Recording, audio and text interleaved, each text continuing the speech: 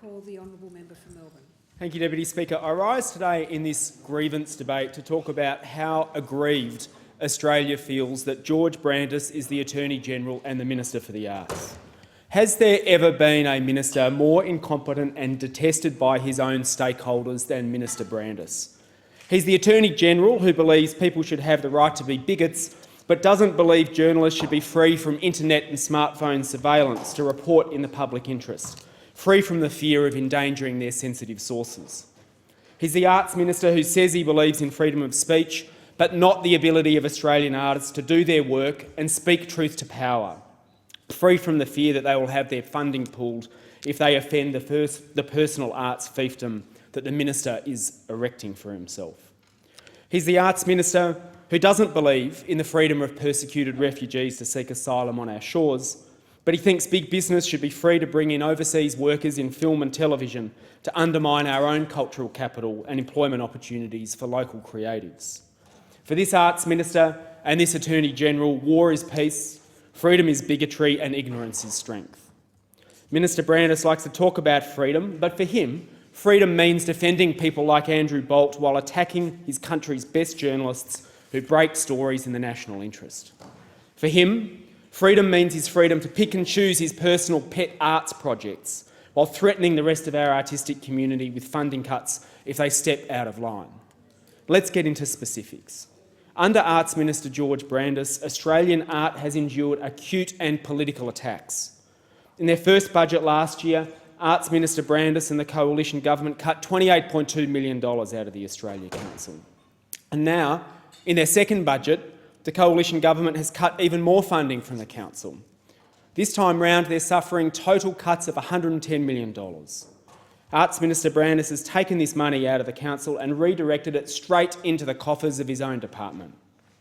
The repossession of the Australia Council's Creative Partnerships Australia program, the Visions of Australia and Festivals Australia and the Major Festivals Initiative, and the creation of the National Centre for Excellence in the Arts will mean that grants from this new fund will seemingly be decided at the discretion of the Arts Minister of the day. This is the Arts Minister who has previously argued that art will always provoke debate, saying that's why we have arm's length and peer-reviewed structure for the allocation of the funding. That's what he said. But this move does the exact opposite. And in this one budget measure, he has undermined the past 42 years of success in artist-created, artist-centred, peer-reviewed funding operating at an arm's length from the government of the day. And this begs the question of what art will now be funded, given George Brandis now has the final tick-off of where our arts funding goes. And further to this, Deputy Speaker, he has cut $3.6 million from the already underfunded Screen Australia, the Commonwealth's main film support body. These are on top of the $25.1 million in cuts out of Screen Australia last year. Together, these moves have led to Screen Australia, Screen Producers Australia and the Media, Entertainment and Arts Alliance to all say that the screen industry will be seriously affected. He's also cut $4 million from galleries and museums, including to the National Gallery of Australia, the National Film and Sound Archive of Australia, the National Museum and the National Portrait Gallery, and a further $7.3 million in so-called efficiency dividends by reducing funding to programs like Art Start and Artist in Residence programs, core programs that directly contribute to the development of future arts leaders and provide crucial opportunities for arts practitioners to gain real industry skills. An investment in the ongoing vibrancy and vitality of the arts sector, helping to shape arts leaders such as Fiona Menzies from Creative Partnerships Australia, Sandra Willis at Opera Australia, Beverly Groudon, Canberra Glassworks, and Louis Oppenheim from Circus Oz. All of the Minister's cuts to Australian arts have led to prominent and respected Australians like Robert Mann, Lisa Dempster, Christos Tsiolkas, Van Badham and Benjamin Law writing an open letter to the Arts Minister, calling for him to reverse these changes. The letter is signed by more than 100 Australians involved in the arts, and many more who share their passion for the arts and their concerns about the future of the arts under this Arts Minister and this government. The letter concludes, and I quote, "Minister Brandis seems to be under the impression that Australian culture is monolithic, that there's only one way to be a proper Australian artist. The vibrancy and diversity of Australian arts indicates that nothing could be further from the truth. The many small arts organisations across the country, galleries, library, theatre groups, performers and publications that are most at risk from funding cuts, are the primary cultivators of Australian culture, fostering the early work of those artists we now celebrate, such as Christos Tsiolkas and Margaret Olley. But small arts organisations are also merit in and of themselves. They allowed millions of diverse individuals to imagine, collaborate and participate in culture making. Democracy is founded on reflection, civic participation and hope. Art provides space for all of this and more. This budget is an enormous blow to the arts community in Australia. It will impoverish Australian culture and society. It will mean loss of livelihood for many arts workers. It will mean many important artworks, works that would inform national debate, expanding the possibilities of this country and its citizens, will simply never be made.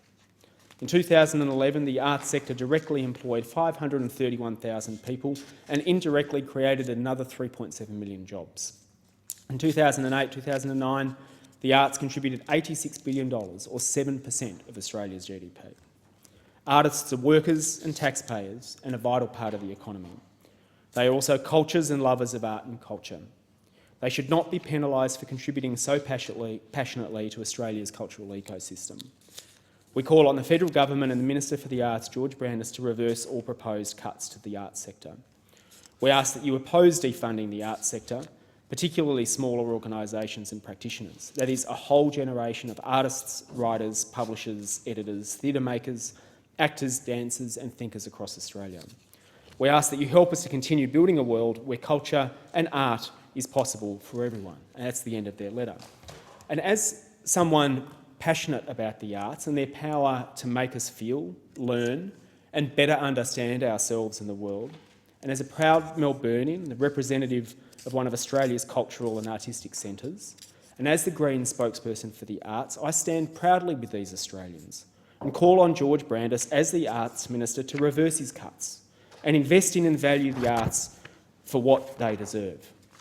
But not only has he cut millions of dollars out of the arts, George Brandis has also made moves to deregulate labour standards for the importation of overseas workers in film and television.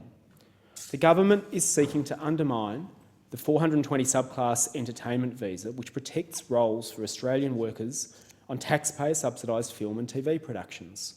This move would undercut our cultural capital and the precious few employment opportunities in the industry. But it's not just in his role of Arts Minister that George Brandis is disappointed. As Attorney-General, he has had some equally shocking moments and led even further reaching attacks. If you thought that the Attorney-General's attacks on working women were limited to the Director of Human Rights Commission, Gillian Triggs, then you were wrong. The Attorney-General doesn't want any women to get more superannuation. As in many areas, there is a gender gap when it comes to Australian super.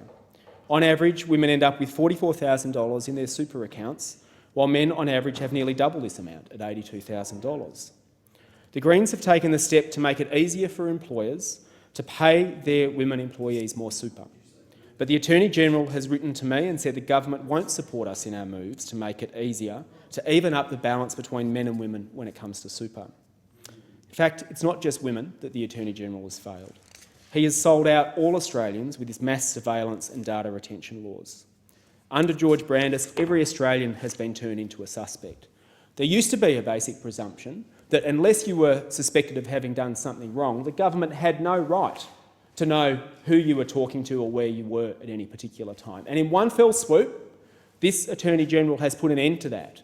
Under the new laws, internet and smartphone data will be kept for 2 years, even if you're not suspected of having done anything wrong. And if you're a journalist trying to protect their sources, then you are in trouble. Every Australian citizen has been turned into a suspect by this Attorney-General. All of this by an Attorney-General who couldn't even describe what metadata was. Many of us remember watching that excruciating interview. Watching our Attorney-General try and explain metadata was like watching my dog try to play chess.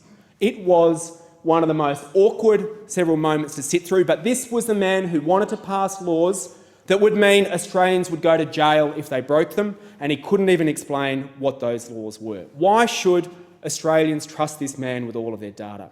Why should the government spend hundreds of millions of dollars to store personal information of every single one of its citizens? And let me say here that we, the Greens, will continue to be the real opposition to George Brandis and his anti-freedom agenda.